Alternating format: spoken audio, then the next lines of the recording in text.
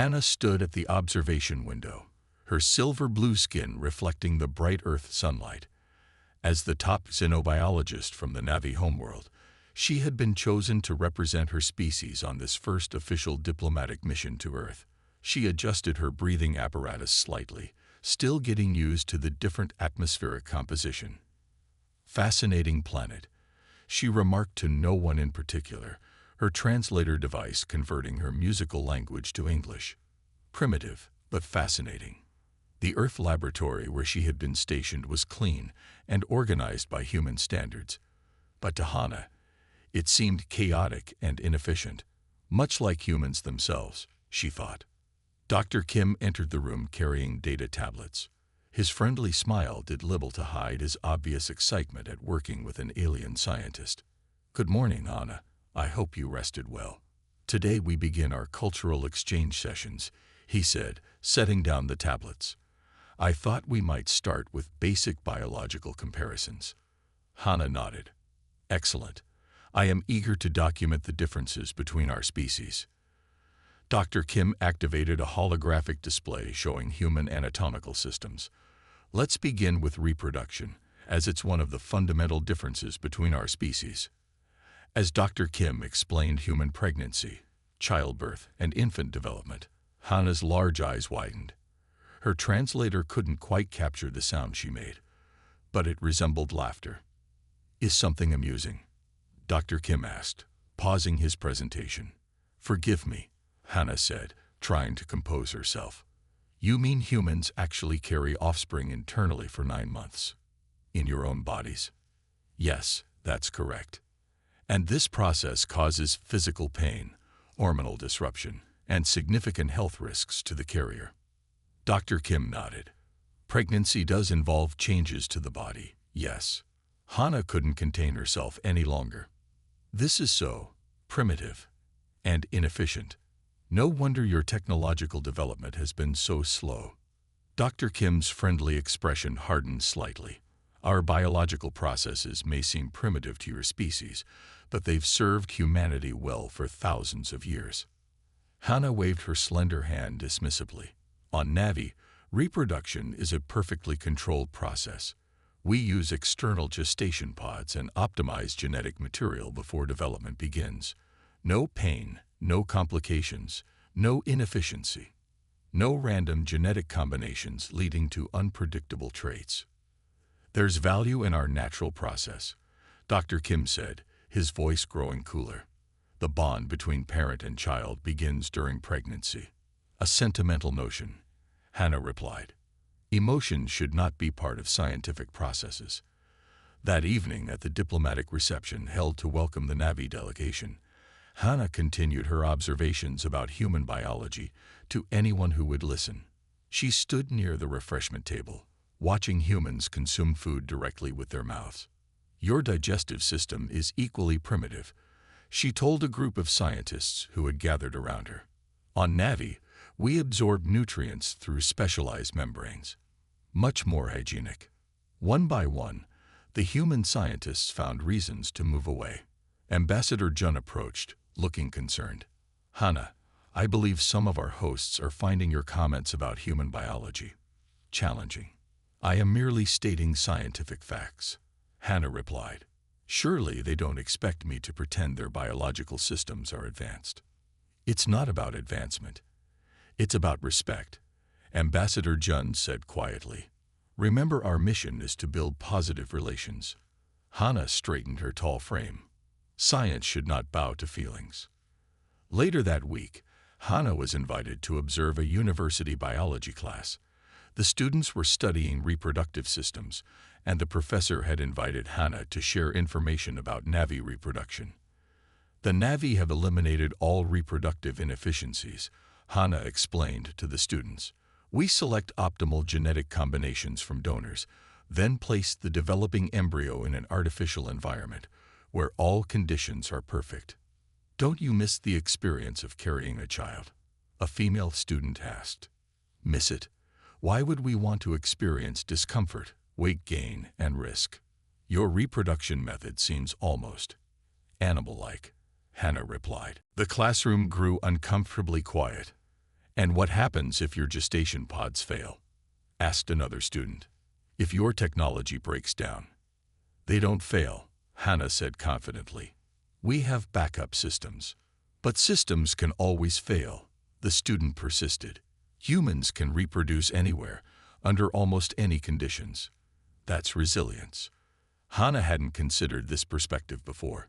An interesting point, but a theoretical one. Our systems don't fail. That evening, Dr. Kim confronted Hannah in the research facility. "You've offended many people since your arrival," he said directly. "Your comments about human reproduction are being seen as disrespectful." "I meant no offense," Hannah replied, genuinely surprised. "I am simply sharing scientific observations." "Science without respect isn't good diplomacy," Dr. Kim said. "And your science may not be as complete as you think." "What do you mean?" Hannah asked, her silver blue skin flushing slightly darker. "You've made conclusions about human reproduction without truly understanding it," Dr. Kim explained. "You've observed mechanics but missed meaning. You've counted inefficiencies but ignored advantages." Hannah thought about this. In her training, she had been taught to see humans as interesting but less advanced beings. Was it possible there was more to understand? "What would you suggest?" she asked finally. "If you think our biology is so primitive, perhaps you'd be willing to study it properly," Dr. Kim challenged. "A complete scientific investigation, not just superficial observations." Hannah stood taller. A scientific challenge was something she understood. "I accept. I welcome the opportunity to document your biological processes thoroughly." "Good," Dr. Kim said with a smile that Hannah couldn't quite interpret. "We'll begin tomorrow. I think you'll find there's more to human reproduction than you've acknowledged." As she returned to her quarters that night, Hannah wondered if she had misjudged these humans. Their emotional responses to her observations were confusing, but their resilience was undeniable. Perhaps there was something to learn here after all. The next morning, Hannah arrived at the laboratory to find Dr. Kim already setting up equipment. Large screens displayed complex data patterns, and several unfamiliar devices hummed quietly in the corner of the room. "What is all this?" Hannah asked, examining the setup with professional curiosity. "This is how we'll conduct our comprehensive study of human biology," Dr. Kim explained, adjusting some settings on a central console. "We've developed technology that can create detailed biological simulations. It allows researchers to experience physiological processes without invasive procedures." Hannah moved closer to examine the main device. "You mean this creates virtual experiences of biological functions?" "Exactly. We use it primarily for medical training, but it's perfect for cross-species understanding." Dr. Kim handed her a thin headset. "This will connect you to the simulation matrix." Hannah turned the device over in her slender blue hands. "You want me to experience human biology directly. You said you wanted to study our reproductive system thoroughly," Dr. Kim reminded her. "This will give you data no external observation could provide." Hannah hesitated. On her world, all research was conducted through objective measurement and observation. The idea of subjective experience as valid scientific data seemed strange. But she had accepted the challenge, and Navi scientists did not back down. "Very well. How do we begin?" Dr. Kim helped Hannah settle into a reclining chair as he explained the process. "We'll start with basic hormonal systems, then progress through different physiological states. You'll remain conscious and can end the simulation at any time." When the headset activated, Hannah felt a slight tingling sensation across her skin. The laboratory seemed to fade, replaced by a strange internal perspective, as if she were somehow inside a human body, experiencing its processes. This first sequence demonstrates the baseline hormonal fluctuations in a human female, Dr. Kim's voice explained from somewhere outside her perception. "Notice the complex interactions between systems." Hannah observed the cascading chemical reactions with growing surprise. What had seemed simple and inefficient from her external analysis revealed itself to be anything but. Hormone triggers created cascading effects that influenced multiple systems simultaneously. Feedback loops maintained delicate balances while allowing for responsive adaptation. These regulatory systems are unexpectedly complex, she admitted when the first simulation ended. The redundant elements provide remarkable stability. Dr. Kim nodded. That's just the beginning. Ready for the next sequence. Throughout the day, Hannah experienced simulation after simulation. She felt the intricate dance of neurotransmitters that created human emotions. She observed the immune system's response to threats, so different from her own species' approach. Each simulation revealed layers of complexity she had never anticipated. This doesn't make sense, she said during a break, her certainty beginning to waver. Your biological systems seem haphazard, yet they function with remarkable efficiency. Evolution isn't about perfect design, Dr. Kim explained. It's about what works well enough to survive and reproduce. Sometimes, seemingly inefficient solutions have unexpected advantages. Hannah frowned. On Navi, we've engineered our biology for optimal performance. And that has its benefits, Dr. Kim acknowledged. But it also means you miss out on certain kinds of adaptability.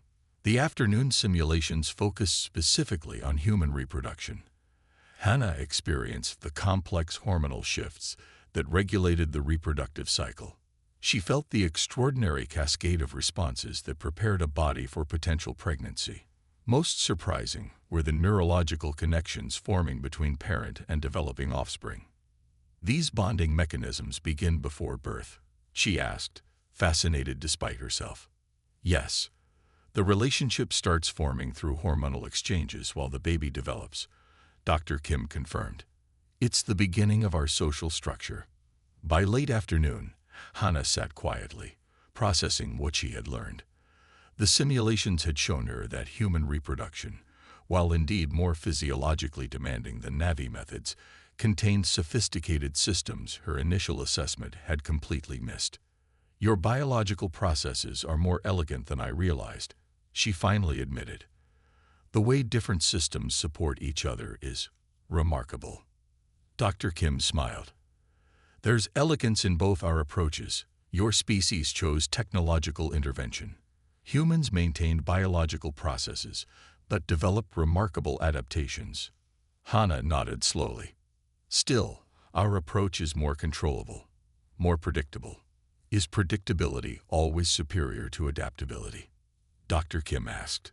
Before Hannah could answer, another scientist entered the lab carrying what appeared to be urgent messages.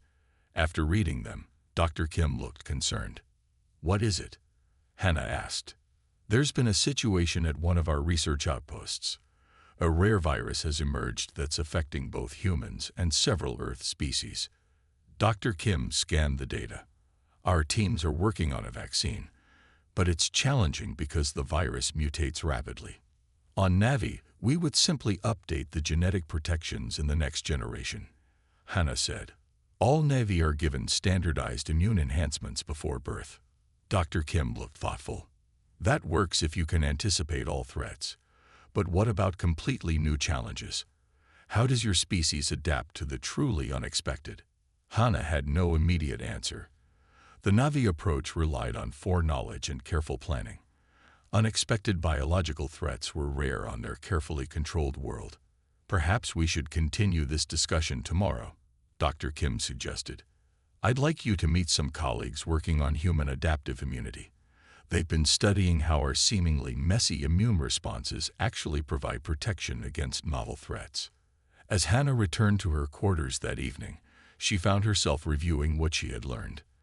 The human reproductive system, far from being merely primitive, represented a different kind of sophistication than she had been trained to recognize. Their biological processes contained redundancies and seeming inefficiencies that nonetheless created remarkable resilience. She still believed the Navi approach was superior in many ways, but she could no longer dismiss human biology as simply primitive. There was wisdom in their evolution she had failed to appreciate. Perhaps, she thought as she prepared for sleep, there is something valuable in these biological differences after all. In her dreams that night, Hannah found herself experiencing fragments of the simulations again. The delicate hormonal balances, the intricate immune responses, the surprising neural connections. Her scientific mind was beginning to see patterns she had previously overlooked, connections between systems that revealed unexpected advantages. There was more to learn from these humans than she had imagined. The morning sun streamed through the windows as Hannah arrived at a modest two-story house in a quiet neighborhood. Dr. Kim stood beside her, carrying her small travel case. "This is your new temporary home," he explained. "My brother Tai and his wife Ji have agreed to host you for the next phase of our research exchange." Hannah glanced at the structure with uncertainty. The Na'vi never lived in family units, preferring communal scientific habitats organized by research discipline. "You want me to live with a human family? How will this advance our scientific study?" she asked. "Understanding human biology means understanding how we live, not just how our bodies work," Dr. Kim replied. "The family unit is central to our reproductive strategy." The front door opened, and a man who resembled Dr. Kim stepped out, followed by a woman and 3 small humans of varying heights. "Welcome to our home," Ta said with a warm smile. "These are our children, Dae, who is 10, Yuna, who is 7, and little Mina, who just turned 3. The children stared at Hannah with undisguised curiosity. Her blue-silver skin and tall, slender frame made her very different from any visitor they had seen before. "Your skin is pretty," said Yuna suddenly. "Can I touch it?" "Yuna," Jig gently scolded. "Remember what we discussed about personal space." "It's all right," Hannah said, bending down. "You may touch my hand if you wish." The small human approached cautiously and placed her tiny fingers on Hannah's hand. "It's smooth, like water but not wet." Hannah felt an unfamiliar sensation watching the child's face light up with discovery. On Na'vi, children were raised in age-specific education centers where they received optimal instruction. This direct family interaction was completely foreign to her. Inside the house, Ji showed Hannah to a small room that would be hers during her stay. "It's not fancy, but I hope you'll be comfortable." "Thank you. This will be adequate for my research," Hannah replied, looking around at the simple furnishings. That evening, Hannah observed the family's dinner ritual with fascination. They gathered around a table, served each other food, and engaged in conversation about their day. The children spoke freely, asking questions and sharing stories.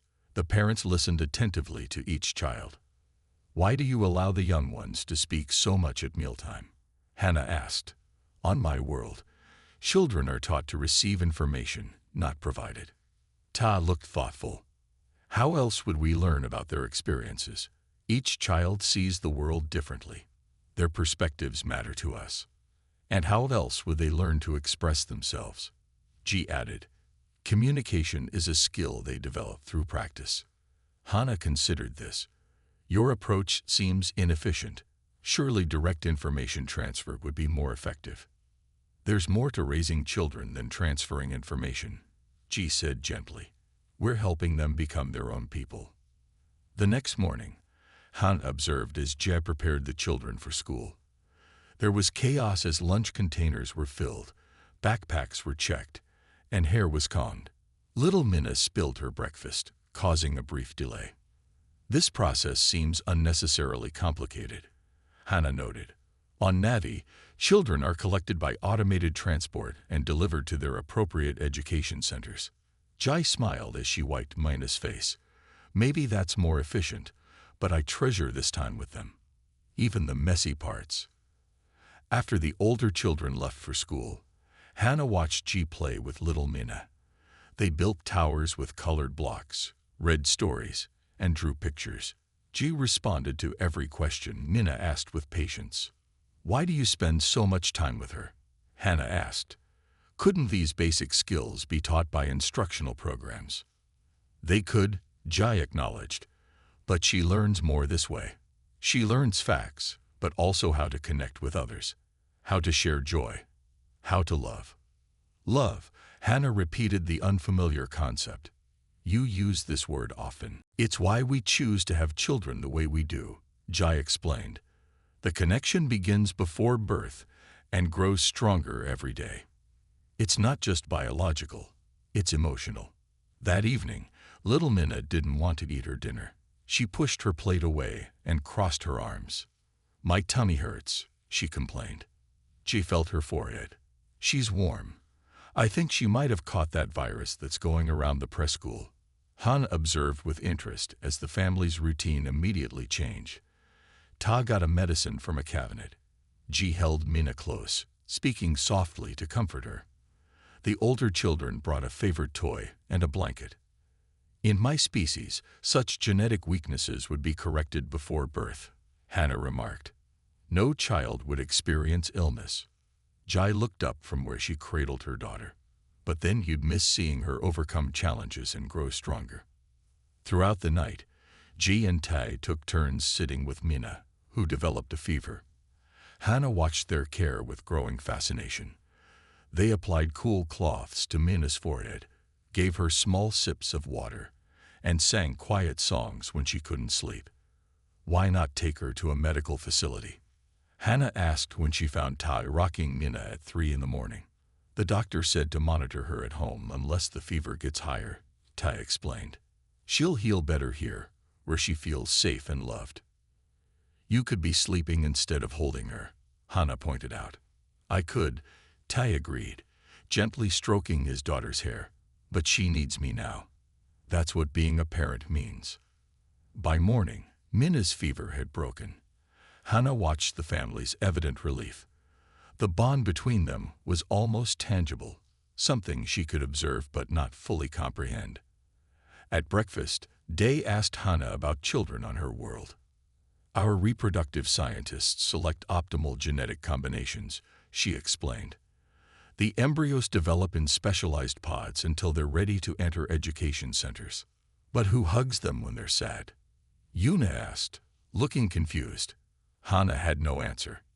Later that day, Dr. Kim visited to check on Hannah's progress. They sat in the garden while the children played nearby. What have you observed about human family structures? He asked. Hannah watched Minna, now recovered, chasing butterflies in the garden. Your reproductive methods create bonds I had not anticipated. These connections seem to serve a purpose beyond simple species continuation. What purpose do you think that might be? Dr. Kim prompted. Security, perhaps. Emotional development. Resilience. Hannah paused. The child was ill, and the parents lost sleep to care for her. Inefficient by Navi standards. Yet I begin to see that efficiency is not the only measure of biological success, Hannah concluded. There is something here I do not fully understand, but I recognize its power. As the sun began to set, Hannah watched Ji gather her children for their evening routine. There was something beautiful in their interactions, a dance of connection her species had engineered away generations ago in their pursuit of perfection. For the first time since arriving on Earth, Hannah wondered if the Navi had lost something valuable along their evolutionary path. 3 weeks into her stay with Tai and Ji's family, Hannah had settled into their daily routines. She helped prepare breakfast, walked Da and Yuna to school, and even read stories to little Minna. The concept of family was still foreign to her, but she found herself drawn to their interactions. Today, Hannah was scheduled to visit Dr. Kim's laboratory to observe human cellular adaptation processes. She arrived to find several scientists gathered around a new device. Ah, Hannah. Perfect timing, Dr. Kim greeted her. We're testing a new research tool today. These are experimental nanobots designed to map human biological systems from within. Hannah examined the small container holding a silvery liquid. Interesting. On Navi, we use similar technology for medical interventions. These are more sophisticated, explained a scientist named Dr. Park. They can temporarily mimic biological functions to help us understand disease processes. Hannah watched with professional interest as the team prepared the experiment. They placed a small tissue sample in a sealed chamber and introduced the nanobots. On the monitors, they could see the tiny machines mapping cellular structures. "Remarkable resolution," Hannah commented, leaning closer to the screen.